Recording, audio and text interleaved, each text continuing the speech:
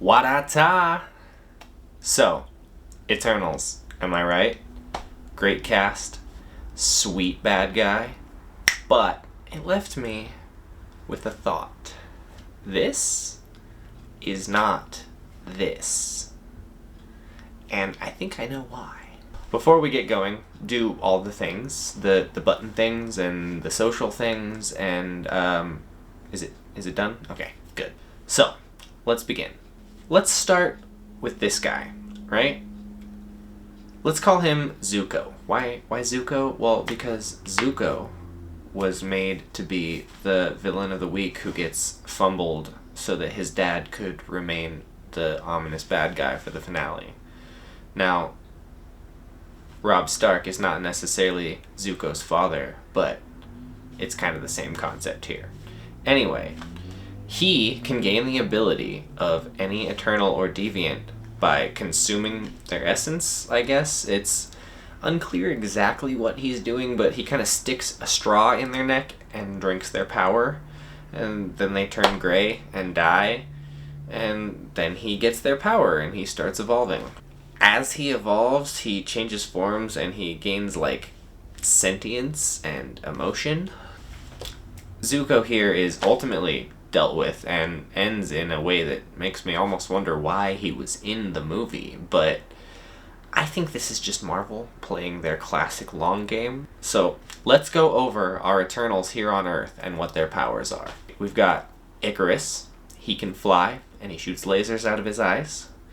We've got Cersei. She manipulates matter. She changes stuff into other stuff. We've got Sprite, who can make illusions of anything, it seems like. We've got Gilgamesh, who's really, really strong.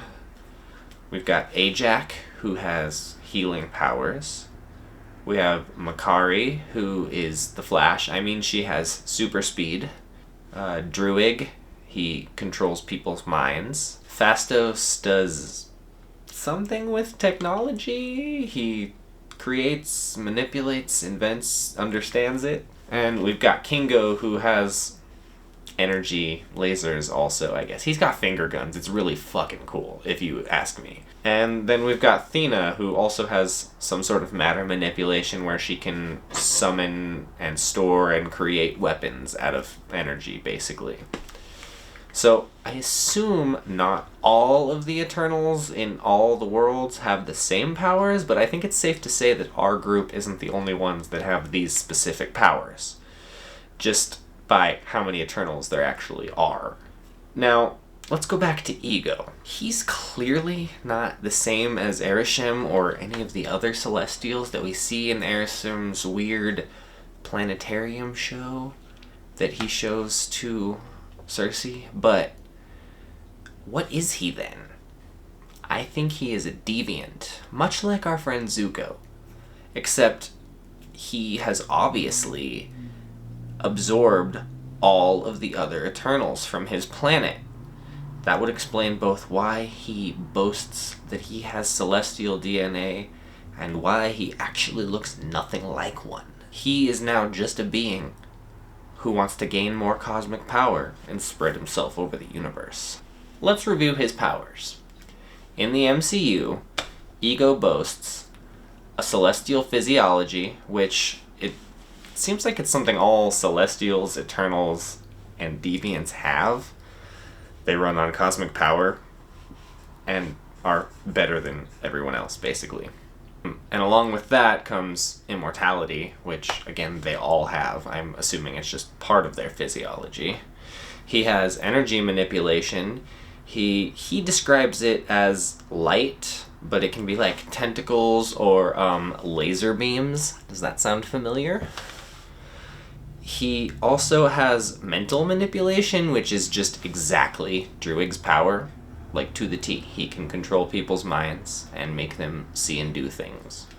He also has biological manipulation, which, if you'll remember, Cersei can do when she's connected to all of the other Eternals and the Celestial. So, if he gained enough power, obviously he could do that too.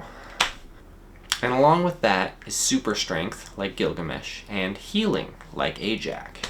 He also has molecular manipulation. He can manipulate matter, like in the way Athena uses for her weapons. But it also includes flight, like Icarus, and being a planet, which I think is only possible once he's consumed all of the others. However, another theory for another day, it could also have been from him consuming the actual celestial that lives within the planet he's from. So, not one of his powers is unique to celestials, unless you count him being able to spread seeds of himself across the universe into other planets. However, he cannot do that by himself. He requires another celestial or one of his children to do this. And I gotta say, none of the other celestials need help to do this. They can all just do it on their own. I would call that further proof that he is not a real celestial. Now, tell me that that does not fit like a pair of underwear you've been wearing for 6 years. It just feels right. Let me know what you think down below. Catch you later.